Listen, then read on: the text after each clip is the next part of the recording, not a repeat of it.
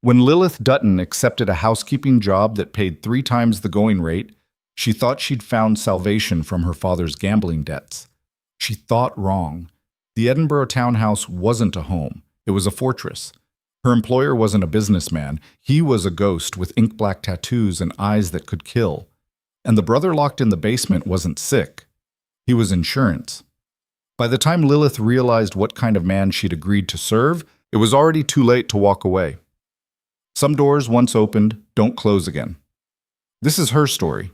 A story about survival, secrets, and the dangerous space between fear and something far more reckless. If you want to see how far down the rabbit hole goes, hit that like button and drop a comment with your city so I can see how far this story travels. Let's begin. Master. The taxi driver didn't want to take her all the way. "That street's not on my route, miss," he'd said, eyeing her in the rearview mirror like she'd just asked him to drive into the mouth of hell. "I'll drop you at the corner. You walk from there." Lilith hadn't argued. She'd learned years ago that when men made up their minds about something, pushing back only made things worse. So she paid him, grabbed her battered suitcase, and stepped out onto cobblestone that gleamed wet under the streetlights. Edinburgh in November was cold in a way that got under your skin and stayed there. The kind of cold that made you feel small. She pulled her coat tighter and started walking. The address she'd been given, 47 Thistle Lane, sat at the end of a narrow street lined with tall, austere townhouses. Most of them had warm lights in the windows, curtains half drawn, the faint glow of lives being lived. But number 47 was different. Dark, sealed. The windows reflected nothing but the black sky overhead.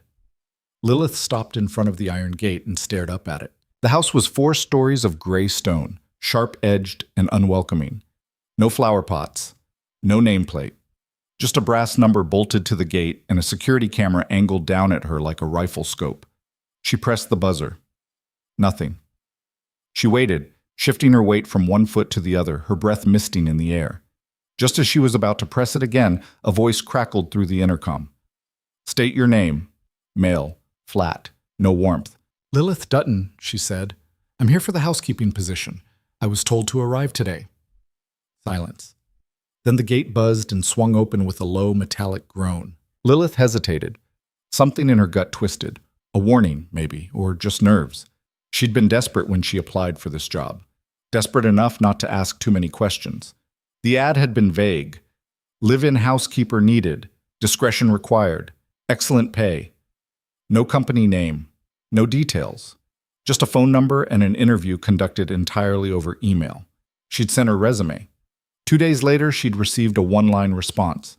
"You start November 10th, address to follow." And now here she was. She picked up her suitcase and walked through the gate. It clanged shut behind her, the sound sharp and final. The front door opened before she reached it. A man stood in the doorway, tall, lean, somewhere in his 30s. He wore a suit that looked expensive and a face that looked like it had forgotten how to smile. "Miss Dutton," he said. It wasn't a question. "Yes." He stepped aside. "Come in." The interior of the house was colder than the street. Not temperature-wise, though it wasn't exactly warm, but in feeling. The floors were polished black stone. The walls were bare except for a single abstract painting that looked like a wound. Everything was clean, sharp, sterile. "Leave your suitcase there," the man said, gesturing to a spot by the door. "I'll take you to your quarters in a moment. First, the rules." Lilith set down her suitcase and turned to face him. "All right." He didn't pull out a list, didn't need to. He rattled them off like he'd done this before. "You do not enter the 3rd floor. You do not open locked doors. You do not ask questions about Mr. Kang's business or his schedule.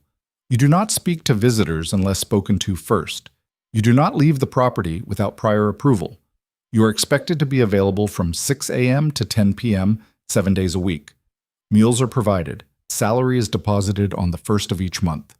Any breach of these rules results in immediate termination. Understood?" Lilith's mouth had gone dry. "Understood." "Good." He handed her a key card. "Your room is on the 2nd floor, 3rd door on the left. You start tomorrow morning. Breakfast is at 7. Mr. Kang takes his coffee black, no sugar. Don't be late." "Wait," Lilith said. "I haven't even met—" "You'll meet him when he's ready," the man said. "Not before." And with that, he turned and walked away, disappearing down a hallway that seemed to stretch into nothing. Lilith stood there for a long moment, alone in the cold, silent house. Then she picked up her suitcase and climbed the stairs.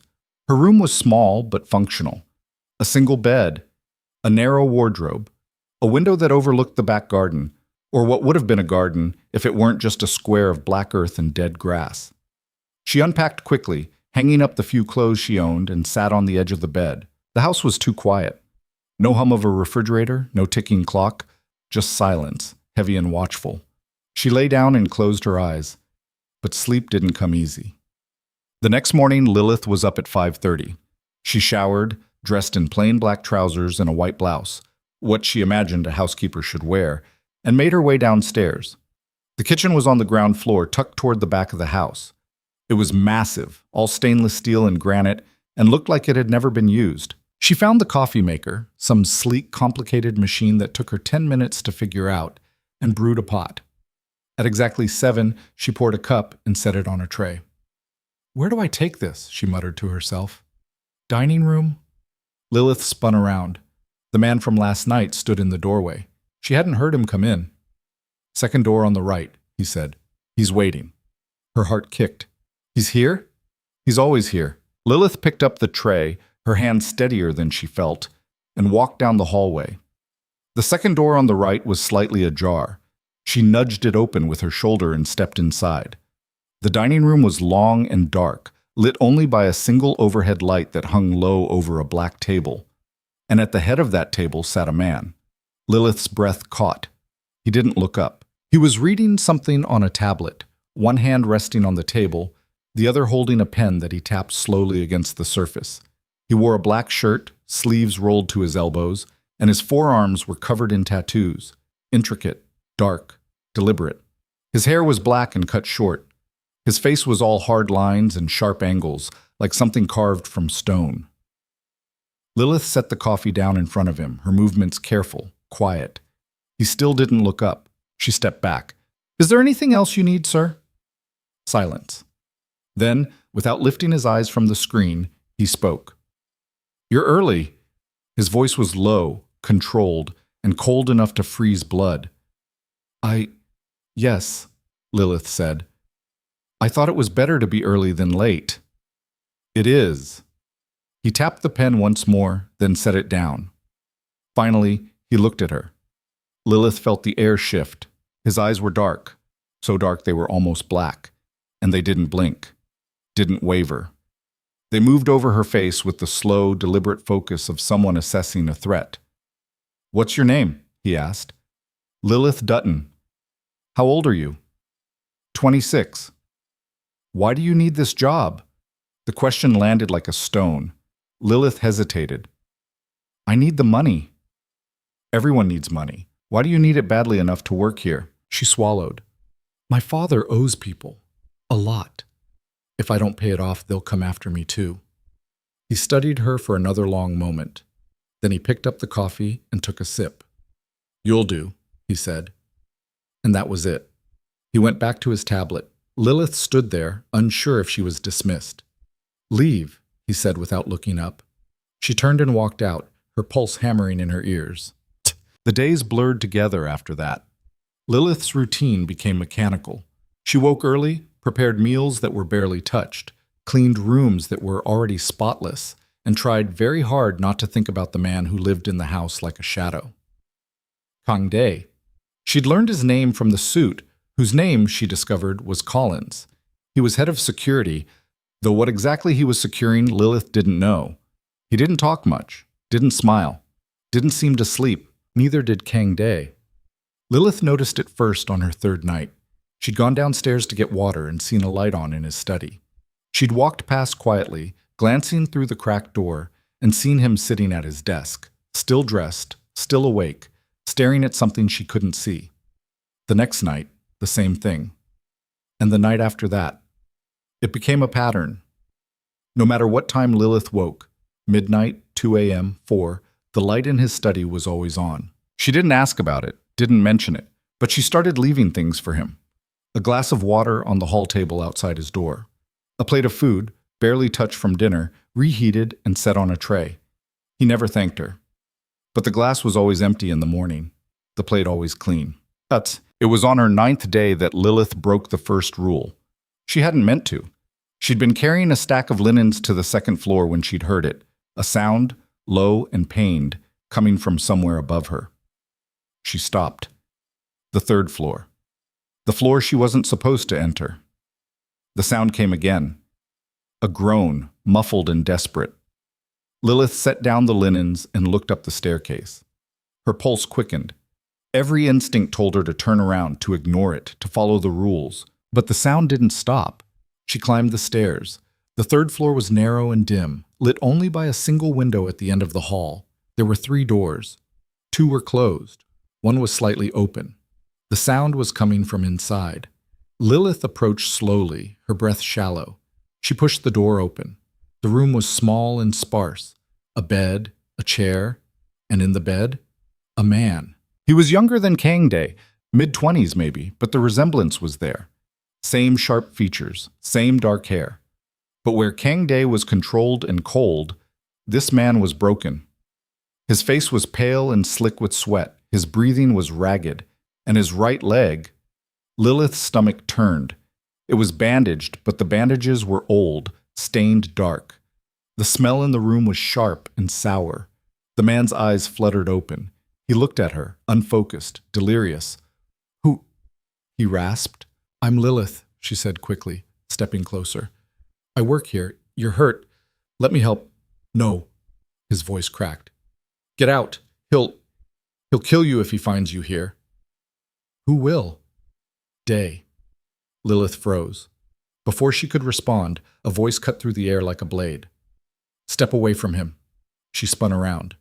Kang Dae stood in the doorway, and for the first time since she'd met him, she saw something other than ice in his eyes.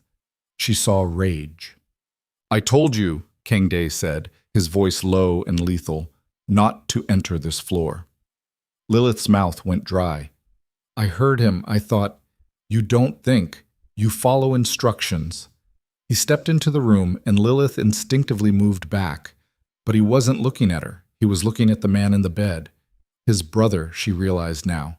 And the rage in his eyes softened, just barely, into something that looked almost like grief. "Seo-jun," he said quietly. The man, Seo-jun, looked at him with glassy eyes. "I'm fine." "You're not." Kang Dae crossed to the bed and placed a hand on his brother's forehead. His jaw tightened. Then he turned to Lilith. "Get out."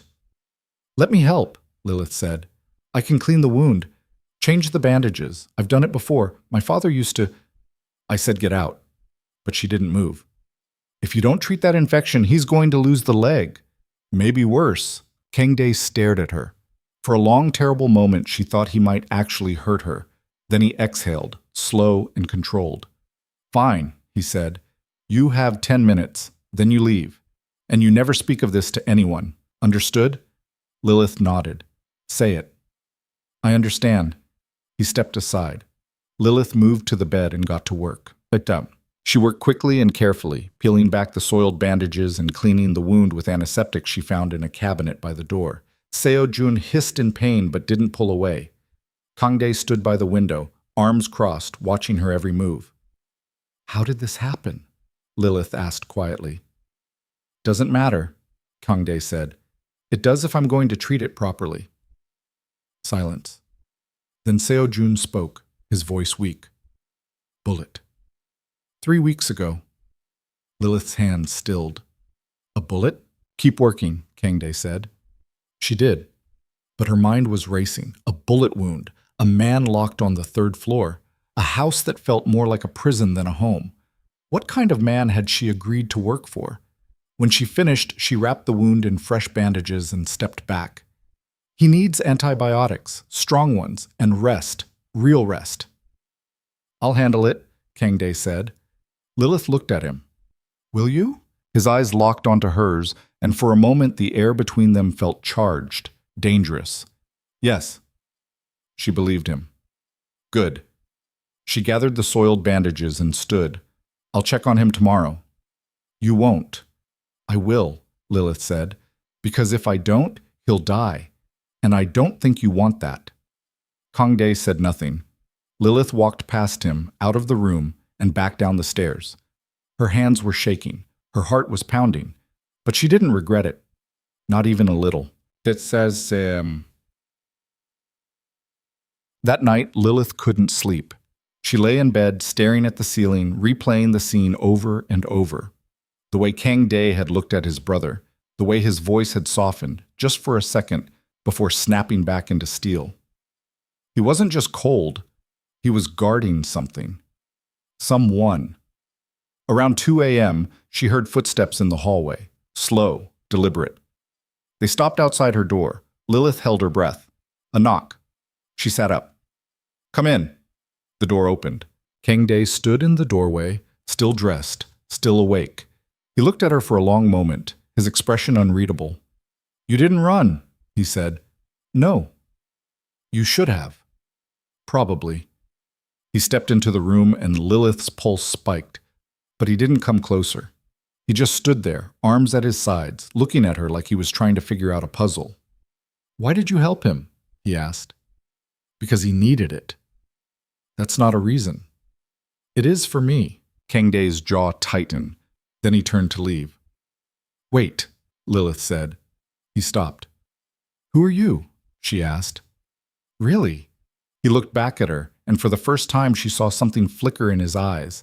Not anger, not coldness, fear. Someone you should stay away from, he said, and then he was gone. He can't. The next morning, Lilith found a new set of medical supplies outside her door. Antibiotics, clean bandages, antiseptic, no note, no explanation, but she understood. She went to the 3rd floor. Seo-jun was awake this time, sitting up slightly, his color better. He watched her enter with wary eyes. You came back, he said. I said I would. Most people don't keep their word around here. Lilith knelt beside the bed and began changing his bandages.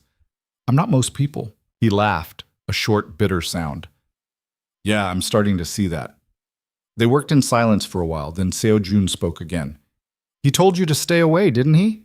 Lilith didn't answer. He always does that, Seo-jun said. Pushes people away, thinks it keeps them safe. Does it? Sometimes. He looked at her. But not always. Lilith finished wrapping the bandage and sat back. What happened to you? Wrong place, wrong time, Seo-jun said. Story of my life. That's not an answer. It's the only one I've got. Lilith studied him. He had the same sharp features as Kang Dae, the same darkness in his eyes, but there was something softer there too. Something that hadn't been beaten out of him yet. Your brother loves you, she said. Seo-jun's expression twisted. He has a hell of a way of showing it. Maybe, but he does. Seo-jun looked away. Yeah, maybe. What? Over the next week, Lilith fell into a new rhythm. She still did her regular work, cleaning, cooking, maintaining the house. But now she also spent time with Seo-jun. She changed his bandages, brought him food, talked to him. Kang Dae never stopped her, but he watched. Lilith could feel his eyes on her whenever she moved through the house. He was always there, always aware, like a predator tracking prey. It should have scared her. It didn't. One night, she was in the kitchen preparing tea when he appeared in the doorway. You're good with him, Kang Dae said. Lilith didn't turn around. He's easy to talk to. He trusts you. Should he not? I don't know yet. Lilith poured the tea into 2 cups and turned to face him. She held one out. Kang Dae stared at it. It's just tea, she said. He took it. They stood there in silence, drinking, the air between them heavy with things unsaid. Why do you stay? He asked finally. I told you, I need the money. That's not the only reason. Lilith set down her cup. No, it's not. Then what is? She looked at him, really looked at him, and saw the exhaustion in his eyes, the weight he carried, the cracks in the armor he wore so carefully. Because I think you need someone who won't run, she said. Kang Dae's expression didn't change, but his grip on the cup tightened. You don't know what you're saying. Maybe not, but I'm still here. He set down the cup and walked out without another word. But the next morning, there was a small envelope on her door. Inside was a note written in sharp, precise handwriting. Thank you. Lilith folded it carefully and put it in her pocket, and for the first time since she'd arrived, she smiled. The note stayed in Lilith's pocket for 3 days before it started to feel like a weight. Not because she regretted keeping it, she didn't, but because it changed something. The house felt different after that. Kang Dae felt different. Or maybe she was the one who'd changed, and the house was exactly what it had always been. A trap dressed up as shelter. She tried not to think about it too much, tried to keep her head down and her hands busy. But the problem with quiet houses is that they give you too much time to notice things. And Lilith was noticing everything. The way Kang Dae's coffee sat untouched most mornings, cold by the time she cleared it away. The way Collins would appear in doorways without making a sound, watching her like he was waiting for her to slip up. The way the house itself seemed to hold its breath whenever Kang Dae moved through it, like even the walls were afraid of him. And then there was Seo Jun. He was healing faster than she'd expected. The fever had broken. The wound was closing. But his eyes still carried something dark and restless, like he was waiting for the other shoe to drop. Lilith understood that feeling. She was changing his bandages one afternoon when he finally asked the question she'd been expecting. "How long are you planning to stay here?" Lilith didn't look up. "As long as I need to." "That's not an answer." "It's the only one I have." Seo Jun shifted against the pillows, wincing slightly. "You know what kind of man my brother is, right?" "I have some idea." "Then you know this doesn't end well for people like you." Lilith tied off the bandage and sat back. "People like me?" "Good people," Seo Jun said. "People who think they can fix things." "I'm not trying to fix anything." "Then what are you doing?" She met his eyes. "Surviving, same as you." Seo Jun laughed, but there was no humor in it. "You think you're surviving? You're in a house owned by a man who could make you disappear with a phone call. You're taking care of his crippled brother because he's too scared to do it himself. And you think that's survival?" "He's not scared," Lilith said quietly. "Yes, he is. He's terrified. He just hides it better than the rest of us." Lilith didn't respond. She gathered the old bandages and stood. "You should leave," Seo Jun said, "before it's too late." "It was too late the moment I walked through the front door," Lilith said. "We both know that." Seo Jun stared at her for a long moment. Then he nodded, slow and resigned. "Yeah, I guess we do." She left the room and found Kang Dae waiting in the hallway. He didn't say anything, just looked at her with those unreadable eyes, his arms crossed, his posture rigid. "He's doing better," Lilith said. "I know. The infection's gone. He'll be able to walk soon." "Good." Silence stretched between them. Lilith shifted the bundle of bandages in her arms. "Is there something you need? Why do you keep coming back here?" Kang Dae asked. "You know why." "I know what you told me. I don't know if I believe it." Lilith tilted her head. "Does it matter?" "Yes." "Why?" He didn't answer, just turned and walked away. Lilith watched him go, her chest tight, her thoughts tangled. She didn't understand him, didn't understand why he pushed so hard and then pulled back. Didn't understand why he let her stay when every instinct he had probably told him to send her away. But she was starting to understand one thing. Kang Dae wasn't just dangerous because of what he did. He was dangerous because of what he made her feel. And that scared her more than anything else in this house. That night, Lilith couldn't sleep again. She lay in bed, staring at the ceiling, listening to the silence. Around midnight, she gave up and went downstairs to make tea. The kitchen was dark except for the faint glow of the streetlights outside. She filled the kettle and set it on the stove, then leaned against the counter and waited. "Can't sleep?" Lilith spun around. Kang Dae stood in the doorway, dressed in the same black shirt and dark trousers he always wore. His hair was slightly mussed, like he'd been running his hands through it. He looked tired. "I didn't hear you," Lilith said. "I know."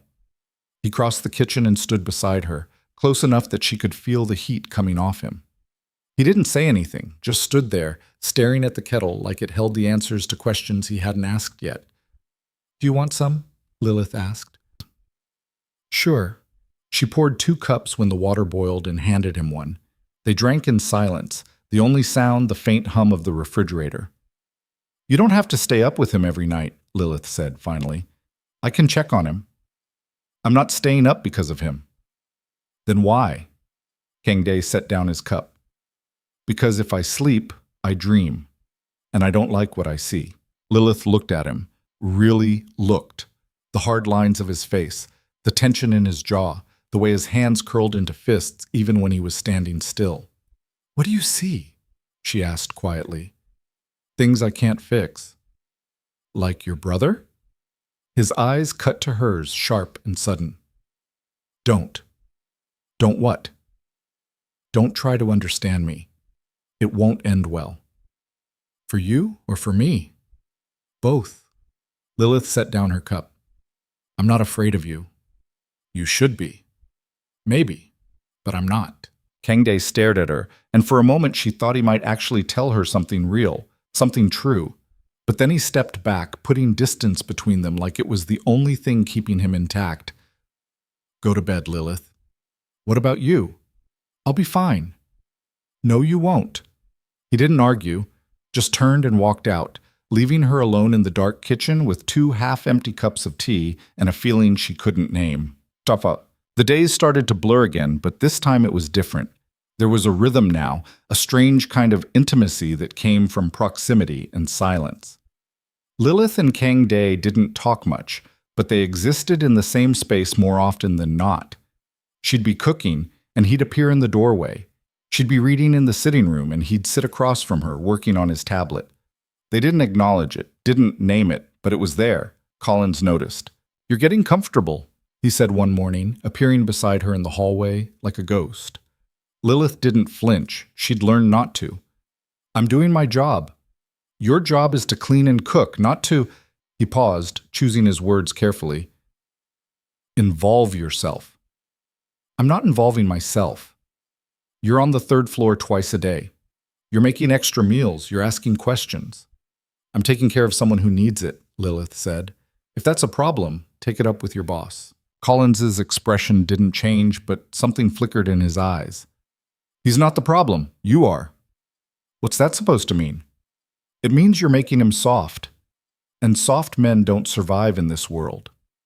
Lilith felt something cold settle in her stomach. I'm not making him anything. He's a grown man. He makes his own choices. Does he? Collins stepped closer, his voice dropping. Or is he just too tired to fight you off?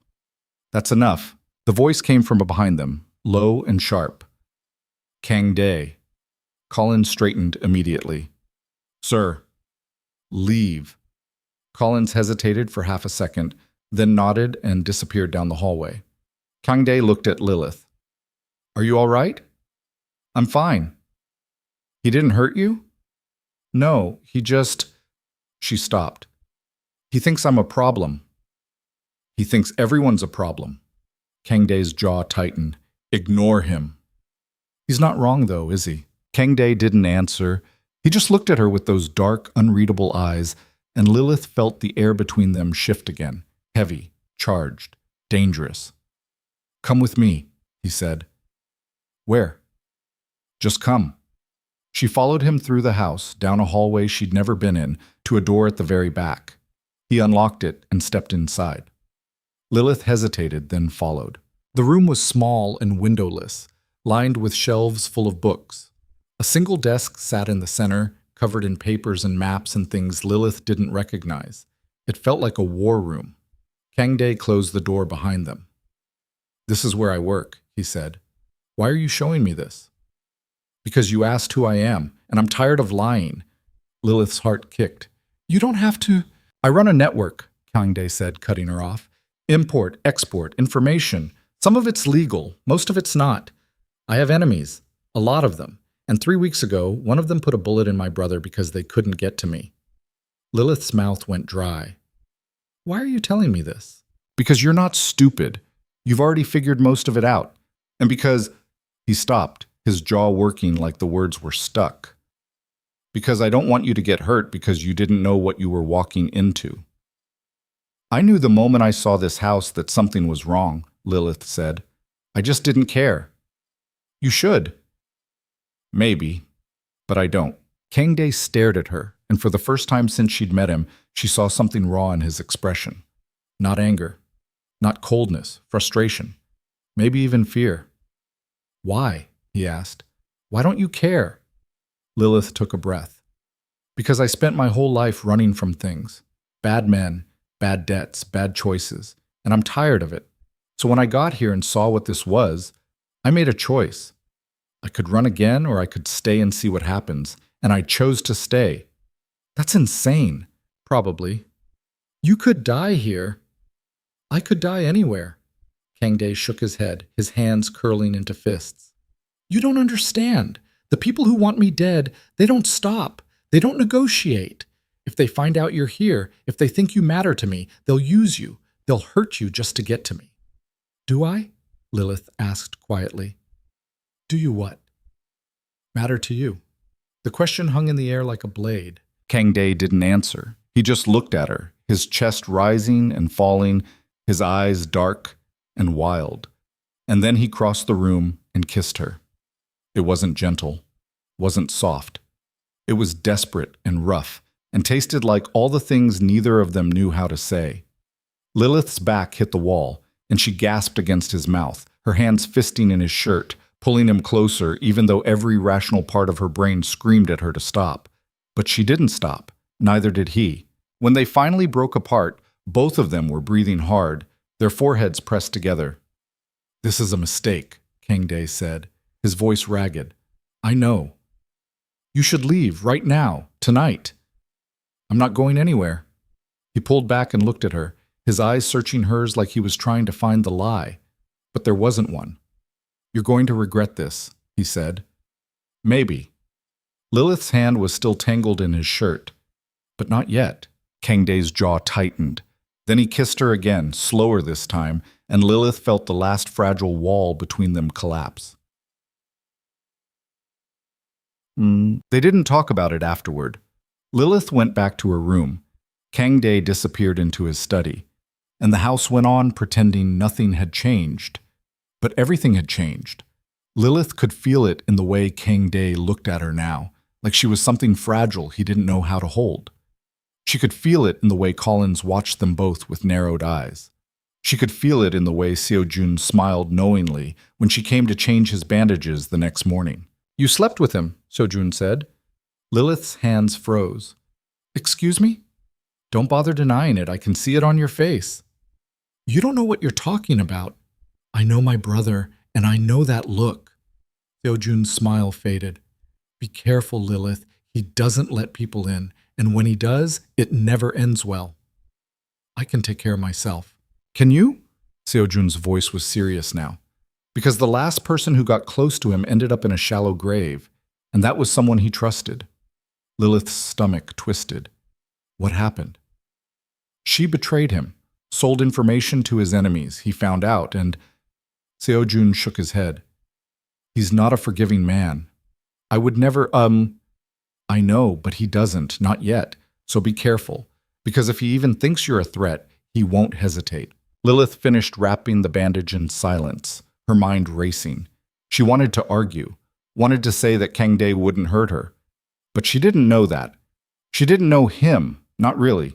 She knew pieces, fragments, but not the whole, and that terrified her. That night, Kang Dae didn't come to the kitchen. Lilith made tea anyway and waited. Midnight came and went. 1 a.m. too. He didn't show. At 3, she gave up and went to his study. The light was on. She knocked. Come in? She pushed the door open. Kang Dae was sitting at his desk, staring at a map spread out in front of him. He didn't look up.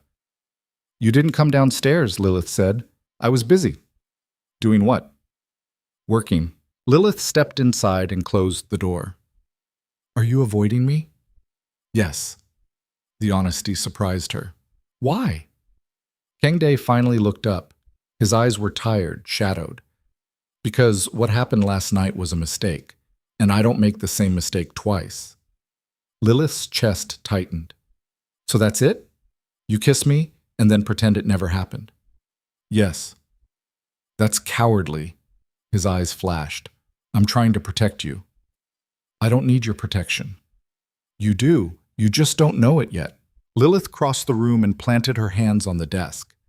Then tell me what I'm supposed to be so afraid of. Because right now, the only thing scaring me is you pushing me away for no good reason. Kang Dae stood, his chair scraping back. You want a reason? Fine. My enemies know I'm weak right now because of Seo Jun. They're watching this house, waiting for an opening. And if they see you, if they figure out that you're more than just a housekeeper, they'll take you, they'll hurt you, and they'll make me watch. That's the reason. Lilith's breath caught. Then we'll be careful.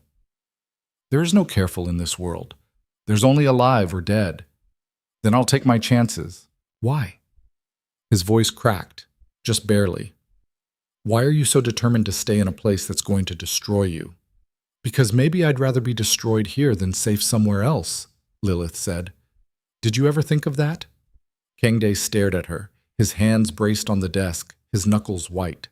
For a moment she thought he might yell, might throw her out, might do something to prove her wrong. But he didn't.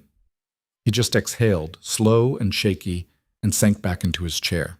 You're going to get yourself killed, he said quietly. Maybe. But at least I'll go down fighting. A ghost of a smile flickered across his face. You're insane.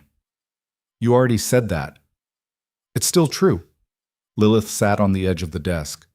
So what now?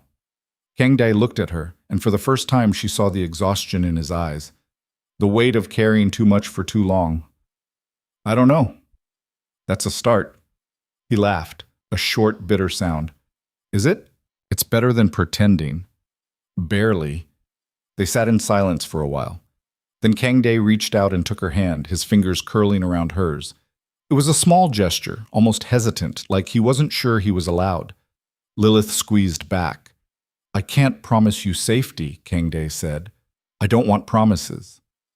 Then what do you want? This. Lilith looked at him. Just this. Whatever it is. Kang Dae's grip tightened. You're going to regret it. I know, but you're staying anyway. Yes. He closed his eyes, his jaw working. Then he pulled her closer until her forehead rested against his, and they just stayed like that, breathing, existing, holding on. The next morning, Lilith woke to the sound of shouting. She bolted out of bed and ran downstairs. The noise was coming from the front of the house. She found Collins and Kang Dae standing in the foyer, both of them tense. What's going on? Lilith asked. Kang Dae turned to her. Go back upstairs. What's happening? Now, Lilith. But she didn't move because through the window she could see what they were looking at. A black car, parked across the street, windows tinted, engine running. How long has it been there? Lilith asked. 20 minutes, Collins said. Who is it? We don't know yet. Kang Dae's jaw was tight, his hands clenched. Get Seo Jun. Take him to the basement. Lock the door. Don't come out until I tell you. Lilith's heart kicked. What are you going to do? What I have to. Dae, go. She didn't argue. She ran upstairs, grabbed Seo Jun, and helped him down to the basement. He didn't ask questions, just moved as fast as he could, leaning on her for support. When they were locked inside, Lilith pressed her ear to the door. She could hear voices, footsteps, and then a single gunshot. Lilith's blood went cold. Seo Jun grabbed her arm. Don't! I have to. You can't help him. Not like this. I can't just sit here. You don't have a choice. Lilith pulled away and pressed her hands against the door, her heart hammering. She didn't know what was happening up there. Didn't know if Kang Dae was hurt. Didn't know if he was even alive. And the not knowing was worse than anything. Minutes crawled by, then an hour. Finally the lock clicked. The door opened. Kang Dae stood there, blood on his knuckles, his shirt torn. But he was alive. Lilith didn't think. She just ran to him and wrapped her arms around him, pressing her face against his chest. He stiffened.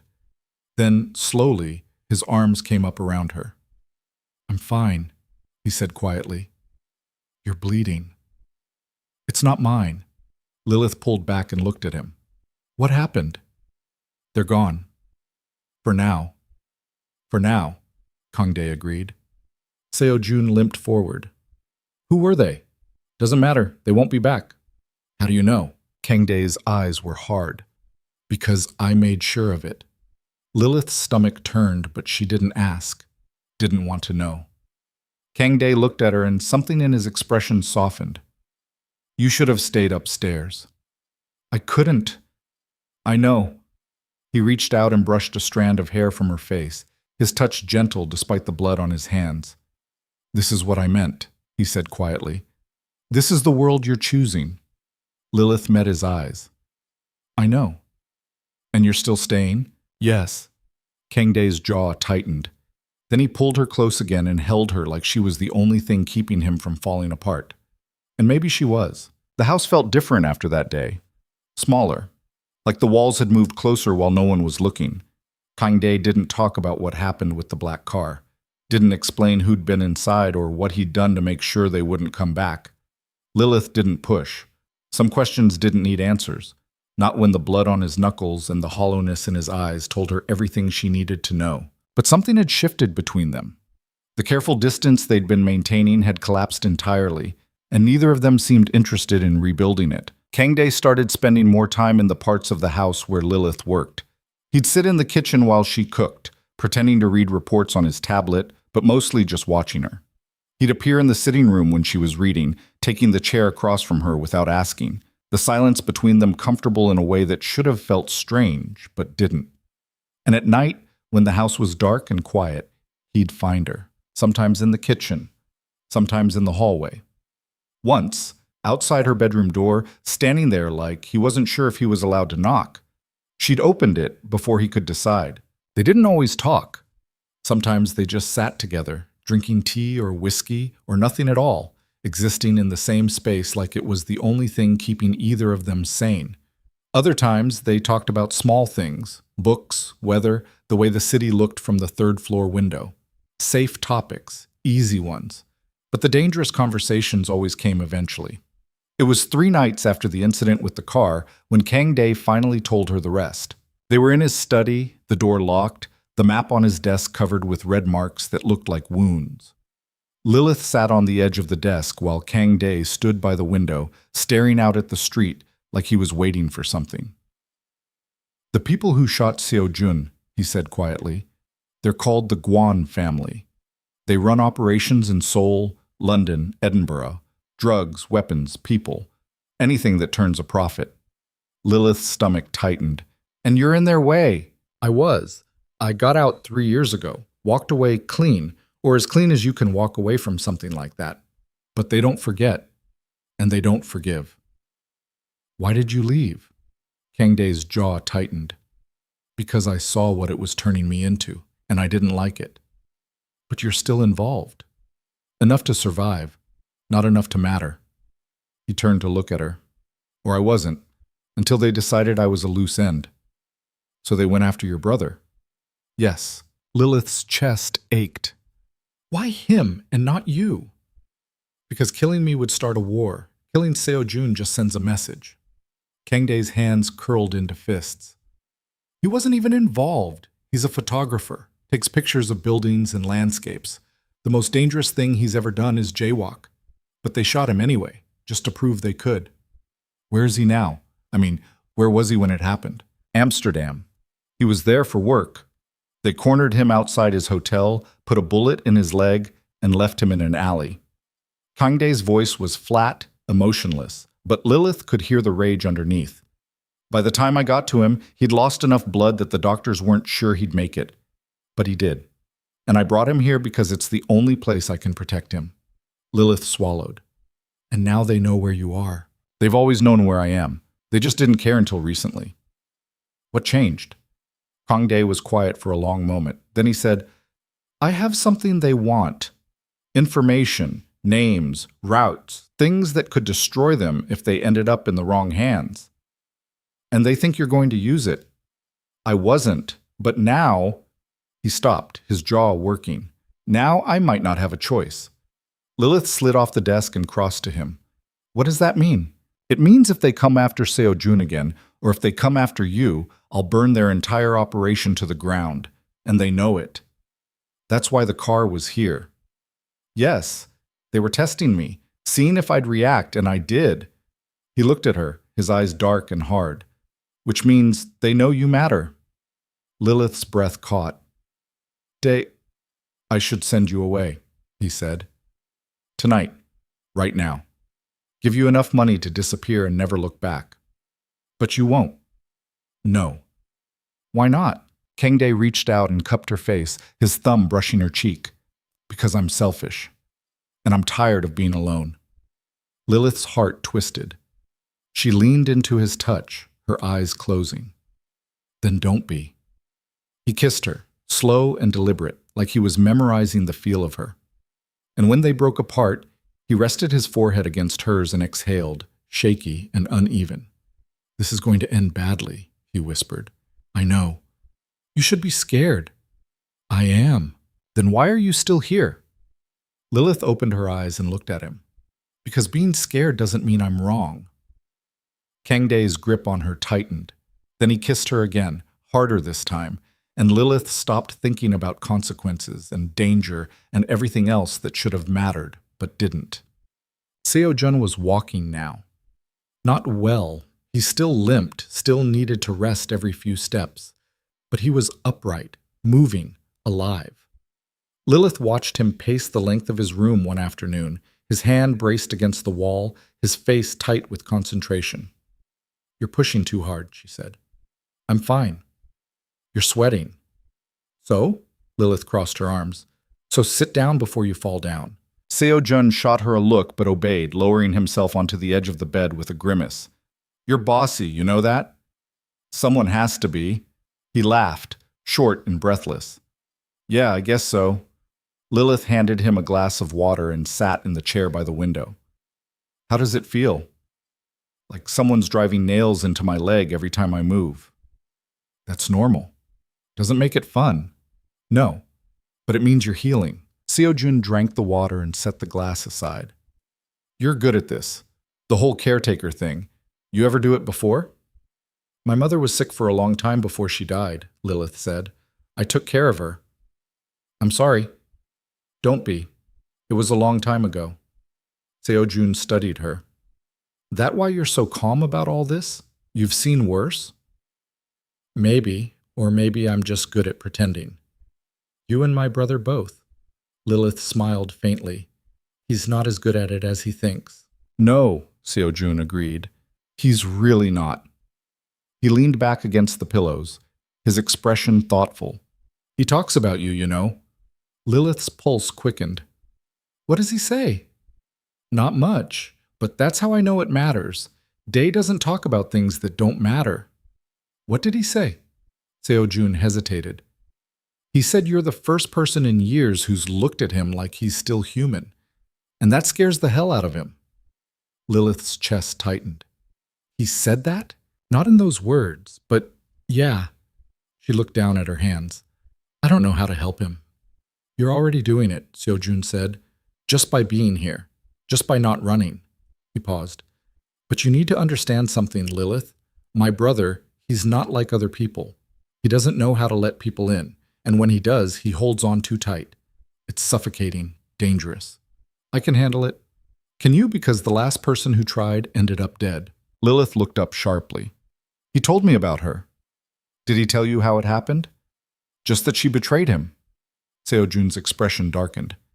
She sold him out to the Guan family, gave them everything, locations, contacts, shipment schedules. She thought she could play both sides and come out ahead. She was wrong. What did he do? What do you think he did? Lilith's stomach turned. He killed her. Yes. And he didn't hesitate, didn't lose sleep over it, because in his mind she stopped being a person the moment she betrayed him. Seo-jun leaned forward, his eyes serious. I'm not telling you this to scare you. I'm telling you because you need to know what you're dealing with. My brother is capable of love, but he's also capable of things that would destroy most people. And if you're going to stay, you need to be ready for both. Lilith swallowed. I am. Are you? Yes. Seo-jun held her gaze for a long moment. Then he nodded, slow and resigned. Okay. But when it gets hard, and it will, don't say I didn't warn you. That night, Lilith found Kangdae in the basement. She hadn't even known there was a second basement, deeper than the one where she'd hidden with Seo-jun, accessible only through a locked door behind the furnace. But she'd seen him disappear down there earlier, and curiosity got the better of her. The stairs were narrow and steep, the air damp and cold. At the bottom, she found a small room lined with metal shelves. Weapons, ammunition, cash in neat stacks, and files, dozens of them, organized with obsessive precision. Kang Dae stood in the center of the room, holding a file in one hand and a phone in the other. He looked up when she entered, his expression unreadable. "You shouldn't be down here," he said. "I know." "Then why are you?" "Because you've been down here for 2 hours, and I wanted to make sure you were okay." Kang Dae set down the file and the phone. "I'm fine." "You're not." He didn't argue, just looked at her with tired eyes. "What do you want me to say, Lilith?" "I want you to tell me what you're planning." "I'm not planning anything." "You're a terrible liar." Kang Dae's jaw tightened. "I'm gathering information, that's all." "On the Guan family?" "Yes."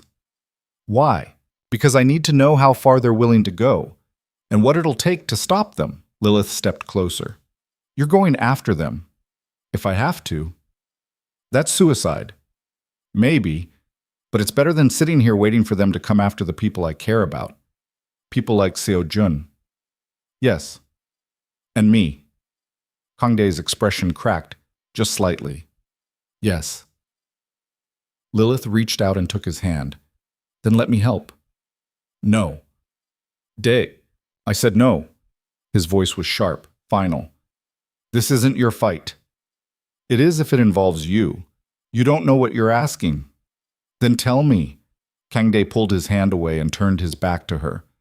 "If I go after them, it won't be clean. It won't be quick. People will die, and I'll be the one doing it. Is that what you want to be part of?" Lilith's throat tightened. "I don't want you to die." "Then you should leave, because that's where this is headed." "No." "Lilith, I'm not leaving." She crossed to him and grabbed his arm, forcing him to face her. "You don't get to push me away just because you're scared." "I'm not scared." "Yes, you are. You're terrified. And I get it. But shutting me out isn't going to protect me. It's just going to make you alone again." Kang Dae stared at her, his chest rising and falling, his hands trembling. "I don't know how to do this." "Do what?" "Care about someone without destroying them." Lilith's heart broke a little. "You're not going to destroy me." "You don't know that." "Neither do you." Kang Dae closed his eyes, his shoulders sagging. "You're impossible." "So are you." He laughed, a broken, exhausted sound. Then he pulled her into his arms and held her so tight it hurt. "I don't deserve you," he said quietly.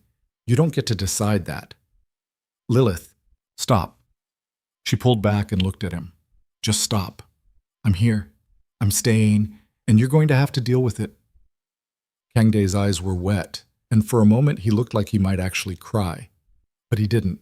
He just nodded, slow and defeated, and kissed her forehead. "Okay," he whispered. "Okay. Eat." The next morning, Collins appeared in the kitchen while Lilith was making breakfast. "Mr. Kang wants to see you," he said. Lilith set down the knife she'd been using. "Where?" "His study." She followed him through the house, her stomach tight with nerves. When they reached the study, Collins opened the door and stepped aside. Kang Dae was sitting at his desk, his expression serious. And beside him, standing with his arms crossed, was Seo Jun. "Sit," Kang Dae said. Lilith sat. Kang Dae leaned back in his chair. "I've made a decision." "About what?" "About the Guan family, about what happens next." He paused. "I'm going to meet with them." Lilith's heart stopped. "What?" "It's the only way to end this without more bloodshed. I'm going to offer them a deal, the information they want in exchange for leaving us alone." "They'll kill you." "Maybe, but I don't think so. They want what I have too badly. And if you're wrong, then I'm wrong." Kang Dae's eyes were steady, calm. "But I'm not going to sit here and wait for them to come after you or Seo Jun again. I won't do it." Seo Jun spoke up. "I told him this is insane." "It is," Lilith said, "completely insane." "But it's happening," Kang Dae said. "The meeting's set for tomorrow night. Neutral ground, public place. They've agreed to the terms." "And you trust them?" "No, but I don't have a choice." Lilith stood, her hands shaking. "Then I'm coming with you." "Absolutely not." You don't get to decide that. Yes, I do. No, Lilith said, her voice rising. You don't. You just told me you care about me. You just told me I matter, so I get a say in this. And I'm saying I'm coming with you. Kang Dae's jaw worked. Lilith, I'm not asking for permission. Seo Jun let out a low whistle. She's got you there, brother. Kang Dae shot him a glare. Then he looked back at Lilith, his expression torn between frustration and something softer. If you come, you do exactly what I say. No arguments, no improvising. Understood? Understood. I mean it, Lilith. This isn't a game. I know. He stared at her for a long moment. Then he nodded. Fine. But you stay in the car. You don't get out unless I tell you to. Okay. And if something goes wrong, you drive away. You don't look back. You don't try to help. You just go. Lilith's throat tightened. Promise me. She couldn't. She wouldn't. But she nodded anyway because it was the only way he'd let her stay. Okay, she said. I promise. Kang Dae didn't look convinced, but he didn't push. He just turned back to Seo Jun. You'll stay here with Collins. If we're not back by midnight, you leave. There's a car in the garage with keys in the visor. Drive north. Don't stop until you're out of the country. Seo Jun's face paled. You're really expecting the worst, aren't you? I'm preparing for it. There's a difference. Not much of one. Kang Dae didn't argue. He just stood and crossed to a locked cabinet in the corner. When he opened it, Lilith saw more weapons, handguns, knives, something that looked like a grenade. He pulled out 2 guns and checked them with practiced efficiency. Then he handed one to Lilith. She stared at it. I don't know how to use this. You point and pull the trigger. That's all you need to know. Take it. She took it, the weight of it cold and heavy in her hand. Kang Dae's expression softened, just slightly. I'm not going to let anything happen to you. But if it does, I need to know you can protect yourself. Lilith's eyes burned. Nothing's going to happen. You don't know that. Neither do you. He smiled, small, sad, real. No, I don't. Us. The next 24 hours crawled by like years. Lilith tried to keep busy. She cooked, she cleaned, she checked on Seo Jun, who was quieter than usual, his eyes shadowed with worry. But no matter what she did, her mind kept circling back to the meeting, to Kang Dae sitting across from people who wanted him dead, to the gun tucked in the drawer by her bed. That night she couldn't sleep. Around 2 a.m., she gave up and went to Kang Dae's room. She knocked softly. Come in. He was sitting on the edge of his bed, fully dressed, staring at nothing. Lilith closed the door behind her. Can't sleep either? No. She crossed the room and sat beside him. For a long moment, they just sat there in silence. Then Kang Dae spoke. If something happens tomorrow, don't. Lilith, I said don't. She looked at him. Nothing's going to happen. You're going to meet with them. You're going to make the deal. And we're going to come home. That's it. You don't know that. I do. Because you're too smart to let them win. And too stubborn to die. Kang Dae's mouth twitched. Stubborn? Impossibly. He laughed quietly. Then he reached out and took her hand, lacing his fingers through hers. I've never met anyone like you. Good or bad? I haven't decided yet. Lilith smiled. Let me know when you do. Kang Dae pulled her closer until she was curled against his side, her head on his shoulder. Stay with me tonight. Okay. They lay down together, still dressed, still holding hands, and for the first time in days, Lilith felt something close to peace. It didn't last. Morning came too fast and not fast enough. Lilith woke to find Kang Dae already gone from the bed, the sheets beside her cold. She sat up, her heart hammering, and found him standing by the window, fully dressed in black, his shoulders tense. What time is it? She asked. 6. The meeting's not until tonight. I know. Lilith got out of bed and crossed to him. Have you slept at all?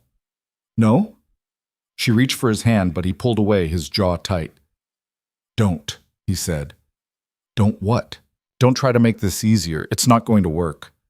Lilith's chest ached. Dae, I need you to listen to me, he said, turning to face her. His eyes were dark, haunted. When we get there tonight, you stay in the car. You don't get out. You don't interfere. And if I tell you to drive, you drive. No hesitation. No looking back. Do you understand? You already said this.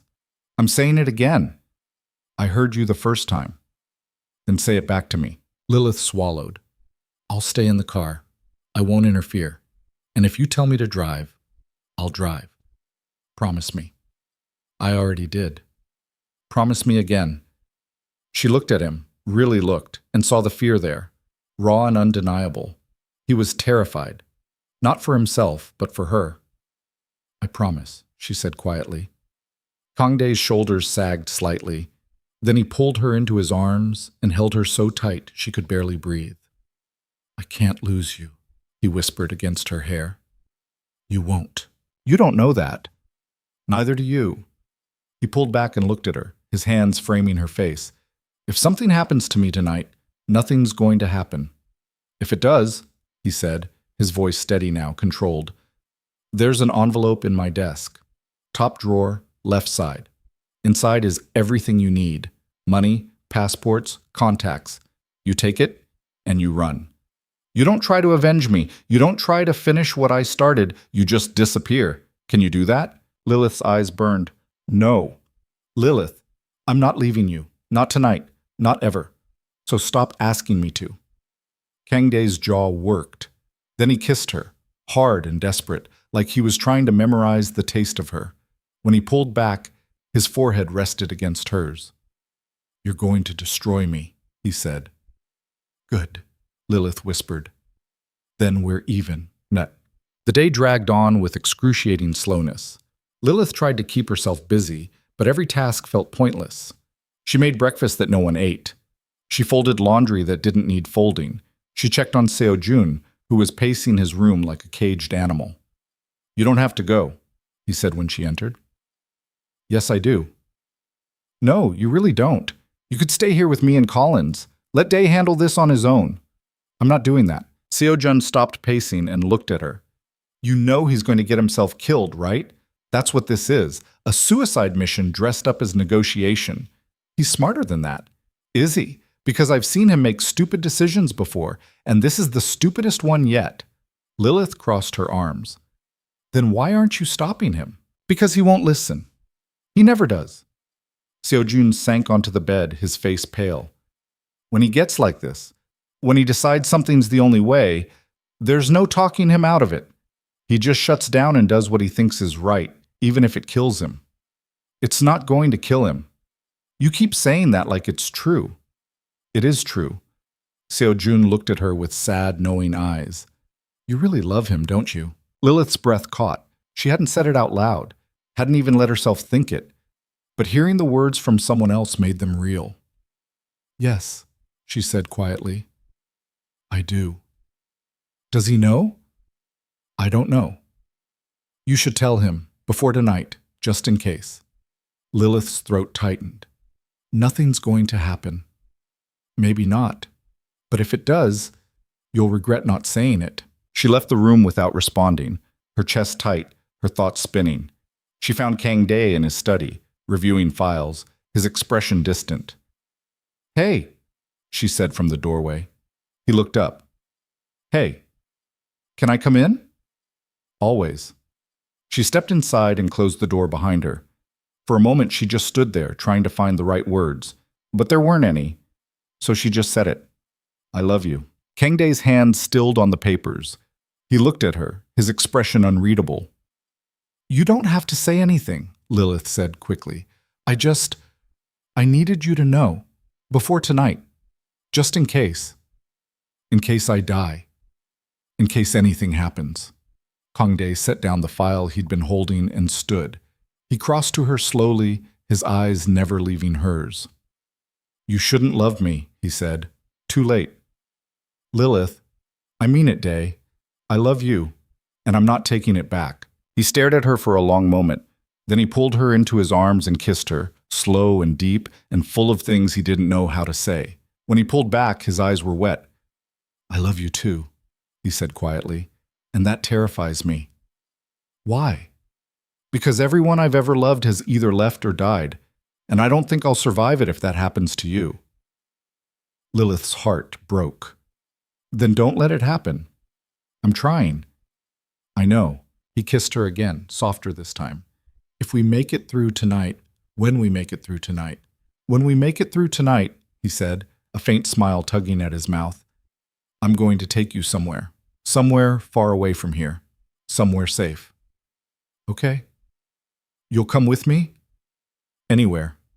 Kang Dae's grip on her tightened. I'm holding you to that. They left the house at 7. Collins drove, his face a mask of professional calm. Kang Dae sat in the back beside Lilith, his hand wrapped around hers, his thumb tracing slow circles on her palm. He didn't speak, didn't look at her, just held on like she was the only thing keeping him grounded. The drive took 20 minutes. They pulled up outside a restaurant in the old town, upscale, busy, the kind of place where violence would draw too much attention. Smart, Lilith thought, neutral ground. Collins stopped the car but kept the engine running. I'll be watching from across the street, he said. If anything goes wrong, I'll call it in.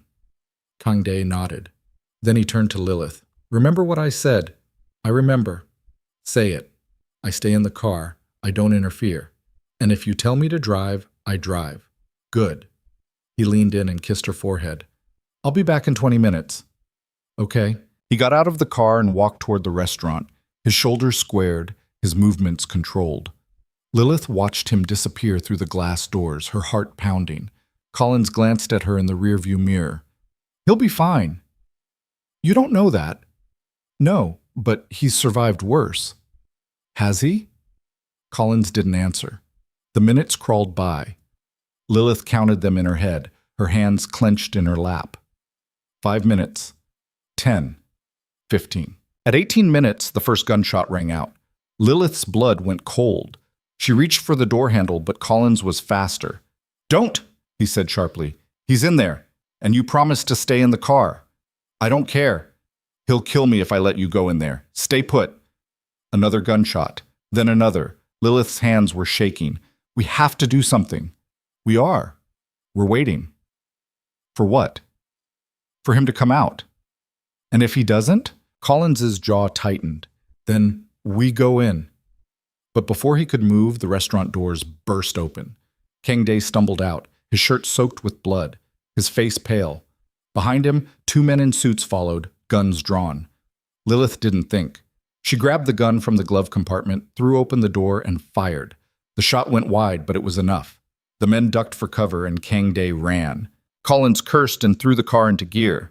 Kang Dae dove into the back seat, and Collins floored it, the tires screeching as they tore away from the curb. What the hell were you thinking? Collins shouted at Lilith.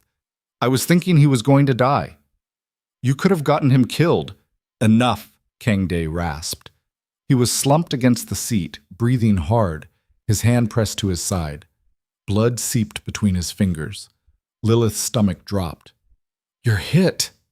I'm fine. You're bleeding. I said I'm fine. But his voice was weak, strained. Lilith reached for him, pressing her hands over his to try to stop the bleeding. We need to get him to a hospital, she said. No hospitals, Kang Dae said. They'll be watching. Then where? Home. Collins, call Marcus. Tell him we're coming. Collins nodded and pulled out his phone. Lilith kept pressure on the wound, her hands slick with blood. What happened in there? Ambush, Kang Dae said. They never planned to negotiate. They just wanted me in one place. Did you get out clean? Define clean. 2 of them are dead, the rest scattered. But they know where we are now. They'll come for us. Lilith's chest tightened. Then we leave. Tonight. Right now. We can't. Not yet. Why not? Because Seo-jun can't travel. Not like this. And I'm not leaving him behind. Lilith wanted to argue, wanted to scream, but she knew he was right. The drive back to the house felt endless. By the time they pulled into the driveway, Kang Dae's face was gray, his breathing shallow. Collins helped him inside while Lilith ran ahead to clear the dining table. A man she didn't recognize arrived 10 minutes later. Marcus, she assumed. He was older, graying, with steady hands and a calm demeanor. He worked quickly, cutting away Kang Dae's shirt, cleaning the wound, stitching it closed. You're lucky, Marcus said. Bullet went through, missed everything important. Doesn't feel lucky, Kang Dae muttered. It will once the pain meds kick in. Lilith stood by the door, her hands still stained with blood, watching as Marcus worked. When he finished, he packed up his supplies and handed Collins a bottle of pills. Antibiotics. 1 every 6 hours. Keep the wound clean.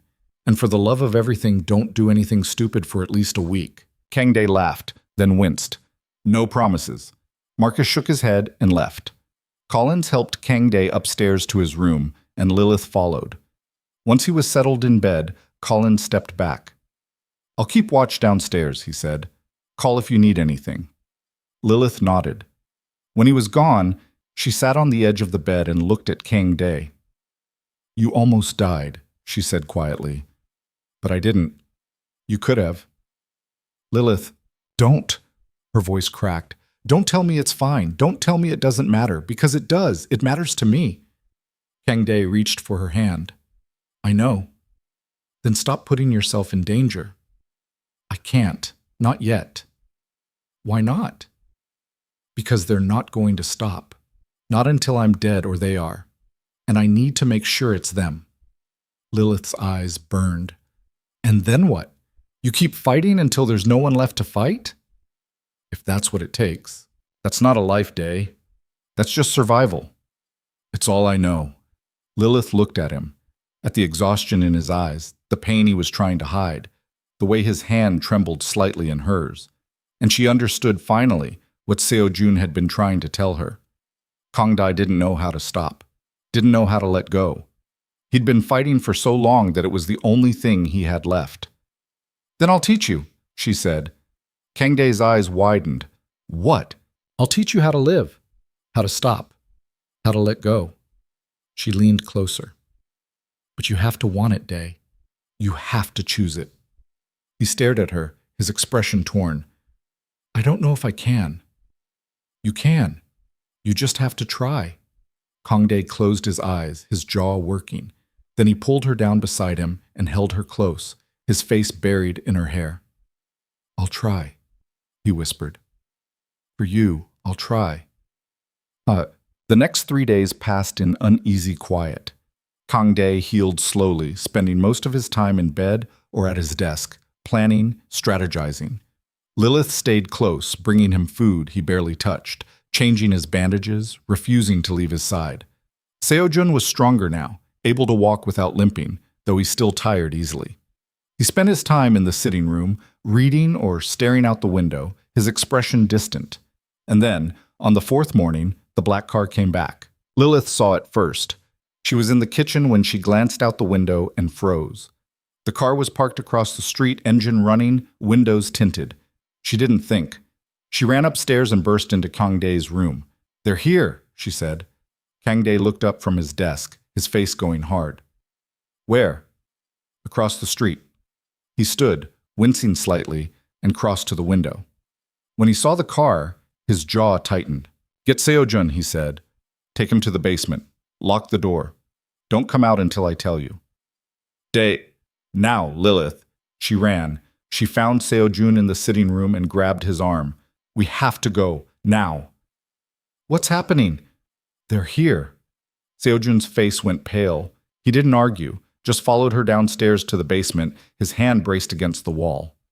Once they were inside, Lilith locked the door and pressed her ear against it, listening. She heard footsteps, voices, and then a knock at the front door. Her heart stopped. Open up, Kang, a voice called. Male, smooth, confident. We just want to talk. Silence. Then Kang Dae's voice, cold and sharp. You had your chance to talk. You chose bullets instead. That was a misunderstanding. Was it? Open the door. Let's settle this like men. No. A pause. Then the voice again, darker now. You have 10 seconds to open this door, or we come in anyway. Lilith's hands shook. She looked at Seo Jun, who was pale and tense. He's not going to open it, Seo Jun said quietly. Then what? A gunshot. The door splintered. Lilith's breath caught. More gunshots, shouting, the sound of glass breaking. And then silence. Long, terrible silence. Lilith reached for the door handle, but Seo Jun grabbed her wrist. Don't. I have to. You promised him you'd stay. I don't care. The lock clicked. The door opened. Kang Dae stood there, blood on his hands, his shirt torn. But he was alive. Lilith ran to him and threw her arms around him, not caring about the blood or the pain or anything else. You're okay, she said, her voice breaking. I'm okay. What happened? They're gone. Dead? Some of them. The rest ran. He pulled back and looked at her, his eyes dark. But they'll be back, and next time they'll bring more. Lilith's stomach turned. Then we leave. Tonight. All of us. Where? I don't care. Anywhere but here. Kang Dae looked at Seo Jun, who nodded. She's right, Seo Jun said. We can't stay here, not anymore. Kang Dae exhaled, slow and defeated. Okay. We leave tonight. Pack light. We're gone by midnight. They worked quickly and quietly. Lilith packed a single bag, clothes, essentials, the envelope from Kang Dae's desk. Seo Jun did the same. And Kang Dae moved through the house like a ghost, gathering files, cash, weapons. By 11, they were ready. Collins loaded the car while Lilith stood in the foyer, looking around at the house that had been her prison and her sanctuary all at once. You okay? Kang Dae asked, appearing beside her. I don't know. You'll be okay. I promise. Lilith looked at him. Where are we going? Somewhere safe, somewhere they won't find us. Does that place exist? It has to. She nodded, trying to believe him. They left at midnight, the house dark and empty behind them. Lilith sat in the back seat beside Kang Dae, her hand in his, watching the city disappear through the window. She didn't know what came next. Didn't know if they'd be safe or if the running would ever stop. But as long as she had him, she thought maybe it didn't matter. They drove through the night without stopping. Collins kept his eyes on the road, his hand steady on the wheel, while Kang Dae sat in the back with Lilith and Seo Jun, watching the darkness slide past the windows. No one spoke. There was nothing to say. They were running, and everyone in the car knew it. Around 3 in the morning, they crossed the border into England. Collins pulled off at a rest stop, and they sat in the parking lot, the engine ticking as it cooled. We need to ditch the car, Collins said. They'll have the plates by now. Kang Dae nodded. There's a contact in Manchester. He owes me. We'll switch there. And then? Ireland. We lay low for a few weeks, figure out our next move. Seo Jun leaned forward. You really think a few weeks is going to make a difference? It'll buy us time. Time for what? They're not going to stop, Dae, you know that. Kang Dae's jaw tightened. I know. Then what's the plan? We just keep running until we run out of places to go? If that's what it takes? That's not a plan. That's desperation. Kang Dae turned to look at his brother, his eyes hard. You have a better idea? Seo Jun held his gaze for a moment, then looked away. No. Then we do it my way. Lilith watched the exchange, her chest tight. She could feel the tension building between them, years of unspoken resentment and guilt and love all tangled together. She reached for Kang Dae's hand, and he took it without looking at her. We should move, Colin said. Sun's coming up in a few hours. We need to be off the road by then. They got back in the car and drove on. Manchester was gray and cold, the sky heavy with rain that never quite fell. They met Collins's contact in a warehouse on the edge of the city, a wiry man with a scar across his jaw and eyes that didn't ask questions. He handed over the keys to a nondescript sedan and took the old car without a word. 20 minutes later, they were on the road again, heading west. Ireland came into view just after noon, rolling hills and stone walls and the kind of green that looked too bright to be real. They stopped in a small town Lilith had never heard of, renting a cottage on the outskirts under a name that wasn't Kang Dae's. The cottage was small and drafty, with thin walls and a fireplace that barely worked, but it was quiet, isolated, safe for now. Seo Jun took the bedroom on the ground floor, too tired to climb stairs. Colin sat up in the living room, his laptop open, his gun within reach. And Kang Dae and Lilith took the loft upstairs, a cramped space with a slanted ceiling and a window that overlooked the fields. Lilith stood at that window now, staring out at the endless green, trying to process everything that had happened. 3 weeks ago, she'd been in Edinburgh, scrubbing floors and trying to pay off her father's debts. Now she was in Ireland, hiding from people who wanted her dead because she'd fallen in love with the wrong man. Or maybe the right one. She didn't know anymore. "You're thinking too loud," Kangdae said from behind her. She turned. He was sitting on the edge of the bed, his shirt off, fresh bandages wrapped around his torso. He looked exhausted. "How are you feeling?" she asked. "Like I got shot." "That's not funny." "Wasn't trying to be." Lilith crossed to him and sat beside him, her hand resting on his knee. "We can't do this forever." "I know." "Then what are we doing?" Kangdae exhaled slowly. "I'm trying to keep you alive." "At the cost of what? Your life? Seojun's? How long before one of us doesn't make it out?" "I don't know." "That's not good enough." "It's all I have, Lilith." She looked at him, at the exhaustion etched into his face, the guilt in his eyes, the weight he carried like it was the only thing holding him together. And she understood finally that he didn't know how to stop. He'd been running for so long that standing still felt like surrender. "Then let me help you," she said quietly. "You don't have to do this alone." "You shouldn't have to do it at all." "But I am, because I love you. And that means we're in this together." Kangdae's eyes softened. He reached up and cupped her face, his thumb brushing her cheek. "I don't deserve you." "Stop saying that." "It's true." "No, it's not." Lilith leaned into his touch. "You're not the monster you think you are, Day. You're just a man who's been hurt too many times. And you're trying to protect the people you love the only way you know how. That doesn't make you a monster. It makes you human." Kangdae's jaw worked. For a moment she thought he might argue, but then he pulled her close and buried his face in her hair, his arms tight around her. "I'm so tired," he whispered. "I know. I don't know how to stop." "Then let me show you." He pulled back and looked at her, his eyes searching hers. "How?" "By trusting me. By letting me in. By choosing to stop running even if it's just for a little while." Kangdae stared at her for a long moment. Then he nodded, slow and uncertain. "Okay. Okay? Okay." Lilith smiled, small and fragile. "That's a start." Well, the next few days passed in strange, quiet limbo.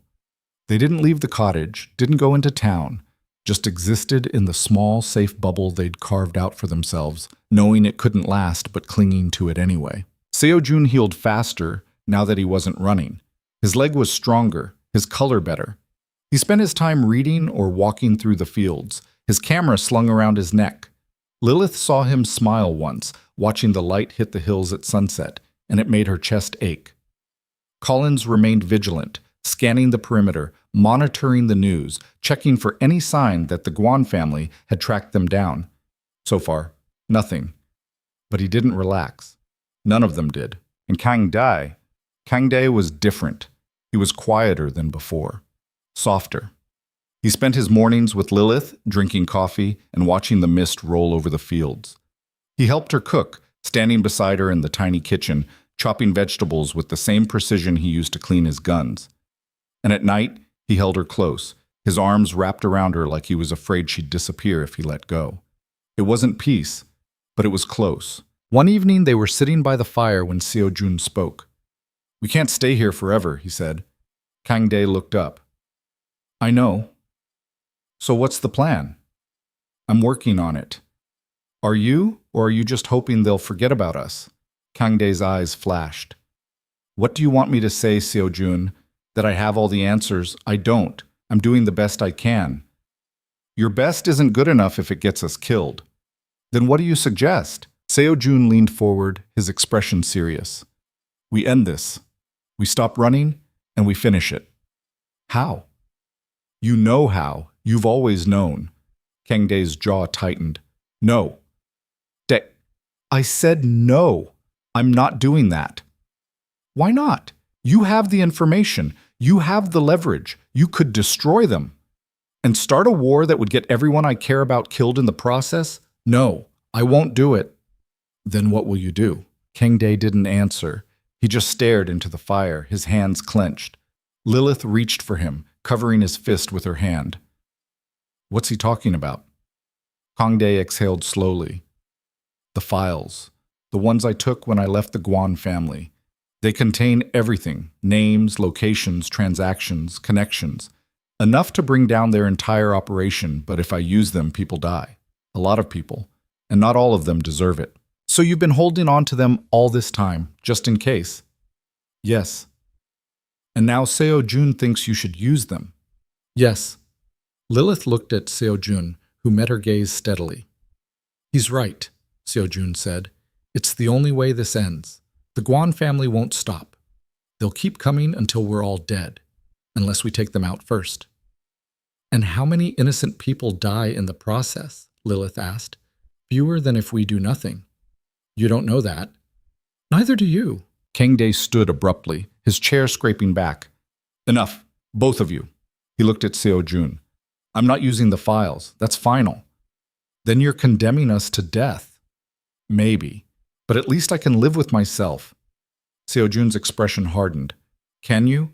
Because I'm not sure I believe that. Kang Dae's hands curled into fists. For a moment, Lilith thought he might actually hit his brother.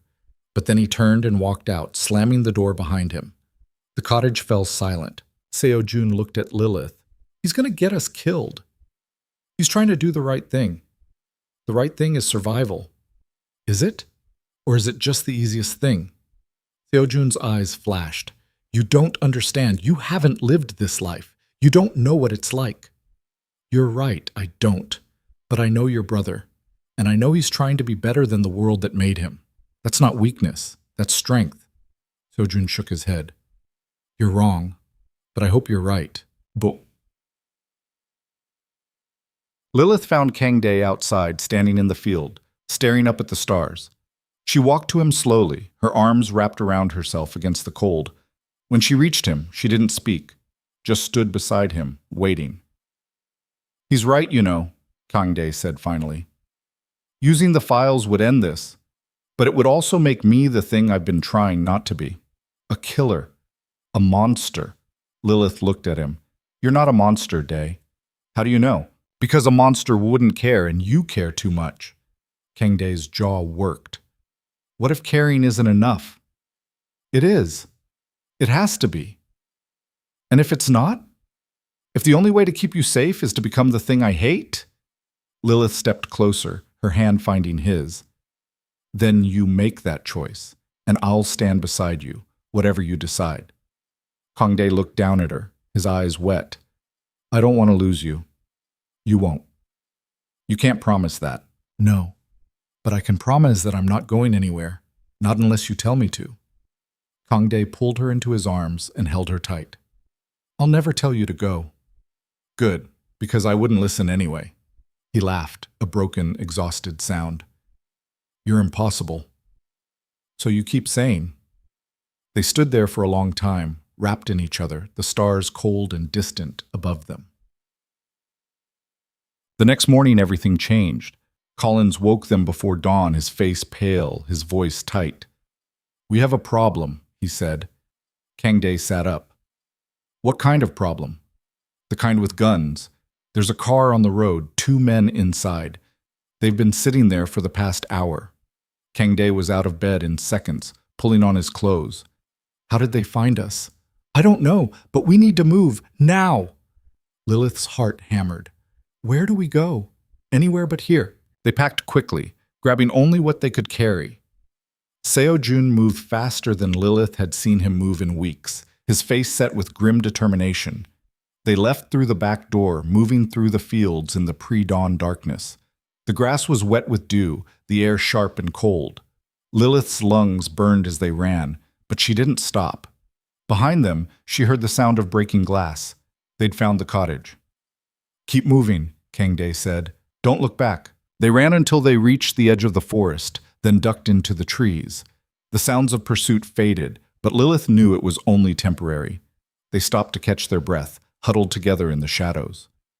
We can't keep doing this, Seo Jun said, gasping. We're not going to outrun them. Kang Dae's jaw was tight. I know. Then you know what you have to do. Kang Dae looked at his brother, then at Lilith, then at Collins, and for the first time Lilith saw him make the decision. Okay, he said quietly. Okay, we do it. Do what? Lilith asked. Kang Dae met her eyes. We end this. Today. Right now. They made their way to a small town 10 miles away and found an internet cafe. Kang Dae pulled out a laptop Collins had grabbed from the cottage and logged into an encrypted account. What are you doing? Lilith asked. Sending the files to every major law enforcement agency in Europe. Interpol, Scotland Yard, the National Crime Agency. All of them. That'll destroy the Guan family. Yes. And anyone connected to them. Yes. Lilith swallowed. Are you sure about this? Kang Dae's hands hovered over the keyboard. No, but I'm doing it anyway. He hit send. The files uploaded in seconds. Years of information, transactions, crimes, all laid bare for the world to see. Kang Dae closed the laptop and stood. It's done, he said. Seo Jun let out a long breath. How long before they realize? Not long. We need to disappear, completely. New names, new lives. All of us. Where? I have contacts in Canada. We can start there. Collins nodded. I'll make the arrangements. Lilith looked at Kang Dae. And then what? Then we live. Really live. No more running. No more looking over our shoulders. Just life. Do you really think that's possible? Kang Dae reached for her hand. I have to believe it is. Otherwise, what's the point? 3 days later, they were on a plane to Vancouver. The flight was long and tense, every moment feeling like it could be their last. But nothing happened. No one stopped them. No one came. When they landed, Collins had a car waiting. He drove them to a small house on the outskirts of the city. Nothing fancy, but clean and safe. This is it, he said. New start. Kang Dae nodded. Thank you for everything. Collins looked at him for a long moment. Then he held out his hand. Kang Dae took it. Good luck, Collins said. You're going to need it. And then he was gone. Lilith stood in the doorway of the house, looking out at the unfamiliar street, the unfamiliar sky. Everything felt strange, uncertain, but for the first time in weeks, she felt something close to hope. You okay? Kang Dae asked, appearing beside her. I don't know yet. That's fair? She looked at him. Are you? Kang Dae was quiet for a moment. Then he said, I think I might be. Eventually. Eventually's a start. Yeah, it is. Seo Jun joined them, his camera in hand. This place isn't so bad. Lots of light. Good for photography. Kang Dae smiled. Small. Real. You're going to start working again? Maybe, if you think I should. I think you should do whatever makes you happy. Seo Jun looked at his brother, surprised. Then he nodded. Okay, I will. They stood there together, the three of them, looking out at the world they were about to build. The first week was hard. They were all adjusting. New names, new routines, new lives. Kang Dae went by Daniel now. Seo Jun was Simon. And Lilith was Lily. Simple, unremarkable, safe. Kang Dae found work as a consultant for a security firm. Firm. Legitimate work, nothing illegal. Seo Jun started taking photos again, his camera clicking away as he documented their new city. And Lilith got a job at a bookstore, surrounded by pages and stories and the kind of quiet she'd forgotten existed. It wasn't perfect. Some days were harder than others. Kang Dae still had nightmares. Seo Jun still limped, and Lilith still found herself looking over her shoulder, waiting for the other shoe to drop. But slowly, carefully, they built something new. One night, about a month after they'd arrived, Lilith came home to find Kang Dae cooking dinner. The kitchen smelled like garlic and wine, and music was playing softly in the background. What's all this? She asked. Kang Dae looked up and smiled. Dinner, for you. You cooked? Don't sound so surprised. I'm capable of basic human functions. Lilith laughed. I know, this is nice. Good, because I wanted to do something nice for you. You've put up with a lot. So have you.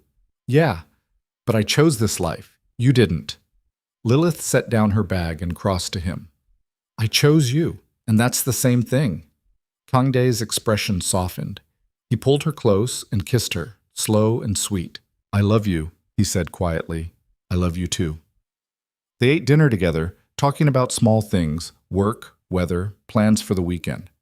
Normal things, safe things. And for the first time, Lilith felt like they might actually make it. But peace never lasts forever. 2 months after they'd arrived in Vancouver, Kang Dae came home with a letter. Lilith knew something was wrong the moment she saw his face. He was pale, his hand shaking slightly. What is it? She asked. He handed her the envelope. It was unmarked, no return address. Inside was a single piece of paper with 3 words written in clean, precise handwriting. We found you. Lilith's blood went cold. When did you get this? Today. It was slipped under the door at my office. Do you know who sent it? No, but I can guess. Seo-jun appeared in the doorway, his face tight. What's going on? Kang Dae showed him the letter. Seo-jun's jaw clenched. So they're not done, he said. No. Then what do we do? Kang Dae was quiet for a long moment. Then he said, We don't run. Not this time. What are you talking about? I'm talking about ending this. For real. No more hiding. No more running. We face them head on. Lilith's heart hammered. Dae, that's suicide. Maybe. But I'm tired of living like this.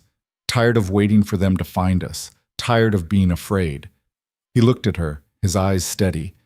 I want a life with you, Lilith. A real one. And the only way that happens is if I finish this. Then let me help. No. Dae! I said no. This is my fight, not yours. It became mine the moment I fell in love with you. Kang Dae's jaw worked. Lilith, I'm not arguing about this. If you're going to face them, I'm going with you. End of discussion. Seo-jun stepped forward. So am I. Kang Dae looked at his brother. You don't have to do this. Yes, I do. You've protected me my whole life. It's time I returned the favor. Kang Dae stared at them both, his expression torn. Then he nodded, slow and resigned. Okay, he said, but we do this smart. We plan. We prepare. And we don't take any unnecessary risks. Agreed. They spent the next 3 days planning. Kang Dae reached out to old contacts, gathering information, figuring out who'd sent the letter and what they wanted. The answer came back quickly. It was the Guan family, or what was left of them. The files Kang Dae had leaked had destroyed most of their operation, but a few key players had survived, and they wanted revenge. The plan was simple. They'd agreed to meet. One final confrontation to settle things. Neutral ground, public place. No backup. It was a trap, obviously, but Kang Dae didn't care. They want me, he said, so I'll give them what they want, but on my terms. The meeting was set for a park on the edge of the city. Early morning, minimal witnesses. The night before, Lilith couldn't sleep. She lay in bed beside Kang Dae, watching him breathe, trying to memorize the shape of him. You're staring, he said without opening his eyes. I know. Can't sleep? No. He turned to face her. Me neither. Are you scared? Terrified. Good. That means you'll be careful. Kang Dae smiled faintly. I'll try. Lilith reached for his hand. Promise me something. Anything. Promise me that no matter what happens tomorrow, you'll come back to me. Kang Dae's expression cracked. I can't promise that. Then promise me you'll try. I promise. Lilith leaned in and kissed him, slow and deep. And when they broke apart, she whispered, I love you. I love you too. The morning came too fast. They arrived at the park just after dawn. The air was cold, the sky overcast. Kang Dae, Lilith, and Seo-jun stood together near the entrance, waiting. At exactly 7, 3 figures appeared from the opposite side of the park. 2 men and a woman, all dressed in black, all armed. Kang Dae stepped forward. That's far enough. The woman smiled, cold and sharp. Kang Dae? Or should I call you Daniel now? Call me whatever you want. Let's just get this over with. Straight to business. I like that. She crossed her arms. You destroyed us. Took everything we built and burned it to the ground. You brought that on yourselves. Did we? All we did was send a message. You're the one who escalated. You shot my brother, and you killed a dozen of our people. I'd say we're even. Kang Dae's jaw tightened. What do you want? What do you think we want? Your life. Your brother's life. And hers. She nodded toward Lilith. Kang Dae's hands curled into fists. That's not going to happen. Then we have a problem. The tension in the air thickened. Lilith's heart hammered. She could see Kang Dae's hand moving toward the gun tucked in his jacket. But before anyone could move, a voice rang out. Nobody move. Collins. He appeared from the trees, flanked by half a dozen armed men. All of them had weapons trained on the Guan family. The woman's smile faded. What is this? Insurance, Kang Dae said. You didn't really think I'd come here alone, did you? You said no backup. I lied. The woman's eyes narrowed. You're making a mistake. No, I'm ending this. You have two choices. You walk away now and never come near me or my family again. Or you don't walk away at all. The woman stared at him for a long moment. Then she looked at her men. They were outgunned, outnumbered. She knew it. This isn't over, she said. Yes, Kang Dae said quietly. It is. She turned and walked away, her men following. Within minutes, they were gone. Collins lowered his weapon. You okay? Kang Dae nodded. Yeah, thanks. Don't mention it. Just try not to make a habit of this. No promises. Collins smiled faintly. Then he and his men disappeared into the trees. Lilith let out a breath she didn't know she'd been holding. She turned to Kang Dae and wrapped her arms around him. It's over, she said. It's over. Seo Jun joined them, his face pale but relieved. We really did it. Yeah, we did. They stood there together, the three of them, as the sun finally broke through the clouds. The weeks that followed were quiet. No more letters. No more threats. Just life. Kang Dae went back to work. Seo Jun sold his first photo to a gallery. And Lilith started writing, something she'd always wanted to do, but never had the time for. They built a life together, slowly, carefully, with all the messy, imperfect pieces that made it real. One evening, about 3 months later, Kang Dae came home with a small box. What's this? Lilith asked. Open it. She did. Inside was a ring, simple, elegant, perfect. Dae. I know we've only known each other a few months. I know this is fast. But I also know that I love you, and I want to spend the rest of my life with you, if you'll have me. Lilith's eyes filled with tears. Yes. Of course, yes. He slipped the ring onto her finger and kissed her, and Lilith felt something she hadn't felt in a long time. Hope, not the fragile, fleeting kind, but the deep, solid kind that comes from knowing you're exactly where you're supposed to be. 6 months later, they were married in a small ceremony by the water. Just the three of them and Collins, who'd become more friend than bodyguard. And as Lilith stood there, her hand in Kang Dae's, watching the sun set over the ocean, she thought about how strange life was. How you could walk into something terrifying and come out the other side transformed. She'd been running her whole life, from debt, from fear, from herself. But somewhere along the way, she'd stopped. She'd chosen to stay, chosen to fight, chosen to love. And that choice had changed everything. Kang Dae wasn't perfect. Neither was she. They were both broken in ways that would probably never fully heal, but they were broken together. And somehow, that made all the difference. Because at the end of the day, life isn't about being whole. It's about finding someone who sees your cracks and loves you anyway. Someone who makes you believe that maybe, just maybe, you're worth saving. And Lilith had found that in Kang Dae. So when people asked her later, years later, when the fear had faded and the memories had softened, if she regretted any of it, she always said the same thing. No, not even for a second. Because some risks are worth taking, some fears are worth facing, and some people are worth fighting for, even when it's hard, even when it's dangerous, even when the world tells you to run. Sometimes the bravest thing you can do is stay. And Lilith Dutton, now Lilith Kang, had learned that the hard way. But she wouldn't have it any other way. 3 years later, Kang Dae stood at the window of their small house, watching the rain fall over the city.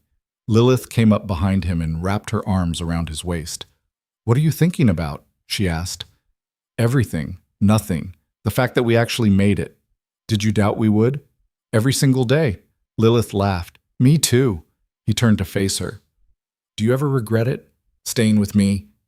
"Never. Not even when it was hard? Especially not then." Kangdae smiled, real and warm and alive. "I love you. I love you too." And as they stood there together, wrapped in each other, Lilith thought about all the choices that had led them here. All the risks, all the fear, all the love. And she knew, with absolute certainty, that she'd make every single one of them again. Because in the end, that's what love is. Not the absence of fear, but the willingness to face it.